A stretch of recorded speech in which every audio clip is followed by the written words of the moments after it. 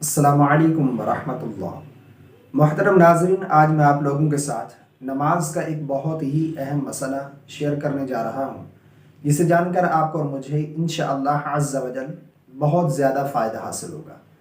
मसला ये है कि काफ़ी लोगों को देखा जाता है कि जब वो तन्हा अकेले नमाज़ पढ़ रहे होते हैं तो नमाज में जब वो सूरह फातिहा की तिलावत करते हैं या कोई सूरत मिला रहे होते हैं, यानी जब क़िरात करते हैं तो वो दिल ही दिल में क़िरात करते हैं, ज़ुबान से अल्फाज अदा नहीं करते।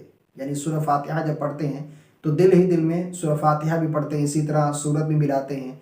नमाज की तस्बीहात वगैरह या तशहुद, दुरूद और दुआ वगैरह जब पढ़ते हैं तो दिल ही दिल में वो पढ़ रहे होते हैं, यानी तसव्वुर में नमाज पढ़ रहे होते हैं और अल्फाज वगैरह अदा नहीं करते।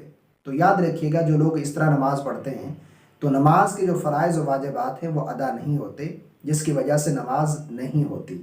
कम से कम उलमा ने लिखा है कि इतनी आवाज़ से पढ़नी चाहिए नमाज कि पढ़ने वाले के कानों तक आवाज़ पहुंच जाए, यानी जो शख्स पढ़ रहा है उसके कानों तक आवाज़ पहुंचना ये ज़रूरी है। ठीक है, अगर कोई शोर वगैरह नहीं है, अगर तन्हाई में है, कम से कम इतनी आवाज़ होनी चाहिए कि कानों तक आवाज़ पहुंचना ये ज़रूरी है। यानी अगर क़िरात कर रहा है या फिर कोई तशहुद, दुरूद पाक पढ़ रहा है, कुछ भी पढ़ रहा है नमाज में, तो कम से कम इतनी आवाज़ तो उसकी होनी चाहिए कि उसके ख़ुद के कानों तक आवाज़ पहुंचनी चाहिए। बहुत सारे लोग तसव्वुर में नमाज़ पढ़ रहे होते हैं, यानी खामोशी से खड़े होते हैं, हत्ता कि उनके होंठ भी नहीं हिल रहे होते, और दिल ही दिल में वो क़िरात भी कर लेते हैं, इसी तरह तशहुद, दुरूद और मुकम्मल नमाज तसव्वुर में पढ़ते हैं। तो इस तरह से नमाज के जो फ़राइज़ और वाजिबात हैं वो अदा नहीं होते, जिसकी वजह से नमाज नहीं होती, और ये गलती काफ़ी लोग करते हैं।